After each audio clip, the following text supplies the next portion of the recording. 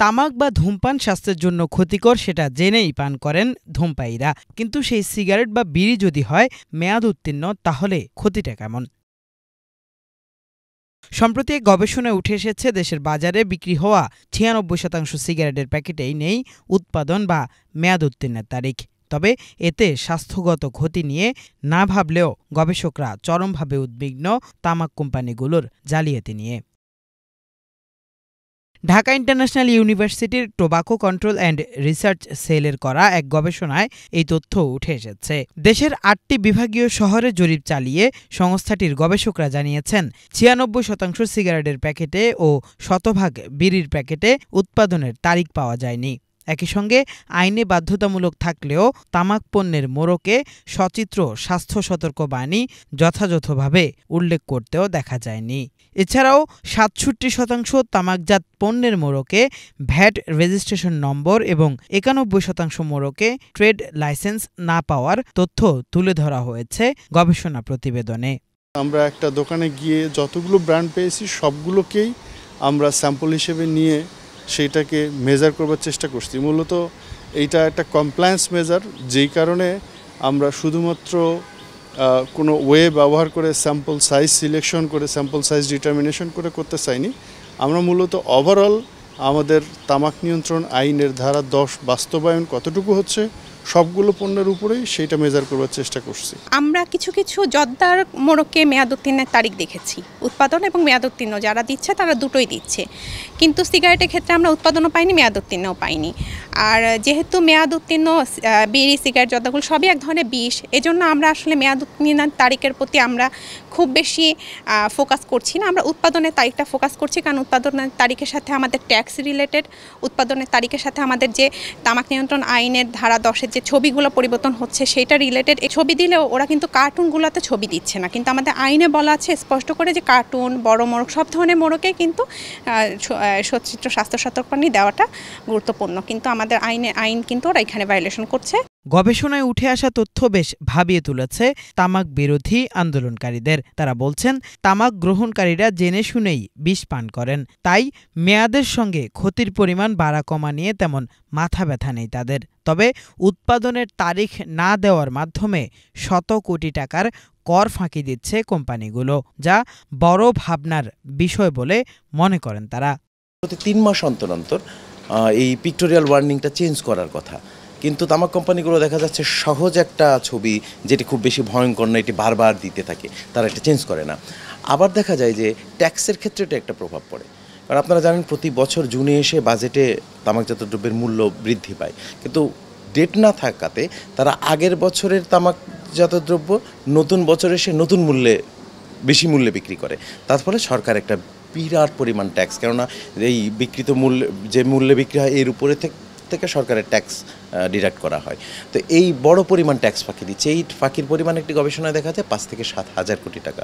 একটা গবেষণায় দেখা গিয়েছে যে ১০ বছরে ব্রিটিশ আমেরিকান টোবাকো কোম্পানির উৎপাদন বেড়েছে দ্বিগুণ, কিন্তু তাদের প্রফিট বেড়েছে ১০ গুণ।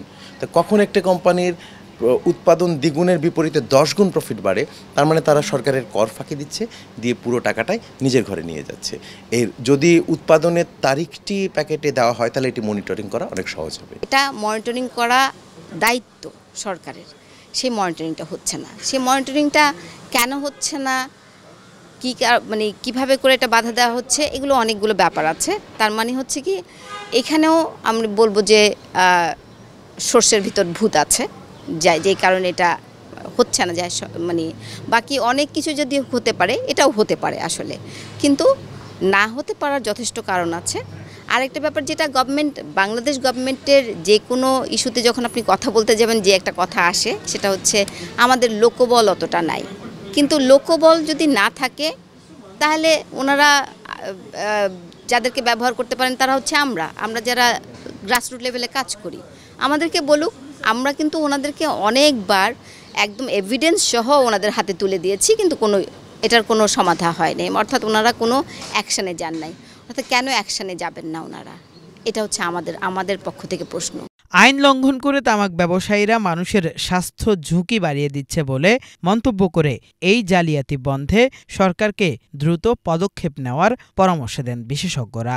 চোখ একটা অঙ্গ, কিডনি একটা অঙ্গ, এভাবে যদি আমরা চিন্তা করি তাহলে দেখা যাবে যে প্রত্যেকটা অঙ্গে এই তামাকের কুপ্রভাব পড়বে। তার মধ্যে আবার যেগুলো অসংক্রামক রোগ, যেগুলোকে আমরা বলছি ক্যান্সার, হৃদরোগ, স্ট্রোক, ডায়াবেটিস, এগুলো কিন্তু একেবারেই তামাকের জন্যে তামাক একটা বড় ঝুঁকি হিসেবে কাজ করে। বিশেষ করে আমরা ফুসফুসের ক্যান্সারের কথা যেগুলো বলছি, ফুসফুসের ক্যান্সারের যতগুলো ঝুঁকি আছে তার মধ্যে 90% হচ্ছে তামাক দায়ী। আজকাল আমরা হৃদরোগের সংখ্যা পাচ্ছি 40-40-এর কাছাকাছি যে বয়সের, তাদের অধিকাংশই কিন্তু তামাকসেবী। সুতরাং তামাকের যে অভিঘাত স্বাস্থ্যের উপরে, এটি বলার আর অপেক্ষা রাখে না। আমাদের নৈতিক অবস্থান থেকে আমরা বিষের প্রতিক্রিয়া নিয়ে আমরা কথা বলবো, কিন্তু বিষ কত বেশি বিষাক্ত হচ্ছে সেটি নিয়ে আমরা এখনও গবেষণা করিনি। চিউইং টোবাকো প্রোডাক্ট বা নন স্মোকিং যে টোবাকো প্রোডাক্টগুলো আছে, যেগুলো ইকুয়ালি ক্ষতিকর বা অনেক ক্ষেত্রে বেশি ক্ষতিকর, মাউথ ক্যান্সারের সবচেয়ে বিগেস্ট কজ, এগুলোকে রেগুলেট করতে এখন স্ট্যান্ডার্ড প্যাকেজিং করা প্রয়োজন, যাতে সেখানে ছবিটি সুন্দরভাবে ফুটে তোলা যায়।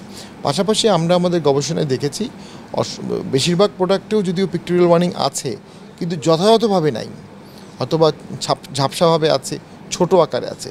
এখন এটাও সময়ের দাবি, তামাকজাত সমস্ত প্রোডাক্টের উপরে অ্যাটলিস্ট 90% পিক্টোরিয়াল ওয়ার্নিং দিয়ে দেওয়া হোক। পৃথিবীর অনেক দেশে এটা আছে, নেপালে আছে, ভুটানে আছে, ইন্ডিয়াতে আছে। বাংলাদেশে এখন মাত্র 50% থাকার কারণে এটি যথাযথ আপিল করছে না। যদি আমরা 2040 সালের মধ্যেই তামাক মুক্ত বাংলাদেশ গড়তে চাই, তাহলে স্ট্যান্ডার্ড প্যাকেজিং এবং তামাকের মোড়কে 90% পিক্টোরিয়াল ওয়ার্নিং, এটা এখন সময়ের দাবি। দ্য টোবাকো অ্যাটলাসের গবেষণা বলছে, প্রতি বছর দেশে ধূমপানজনিত নানান রোগে মারা যায় 1,62,000 মানুষ। তামাকজনিত রোগ ও অকাল মৃত্যুর কারণে $3.6 বিলিয়ন অর্থনৈতিক ক্ষতির সম্মুখীন হচ্ছে বাংলাদেশ। কিফায়াত শাকিল, বাংলা ভিশন, ঢাকা।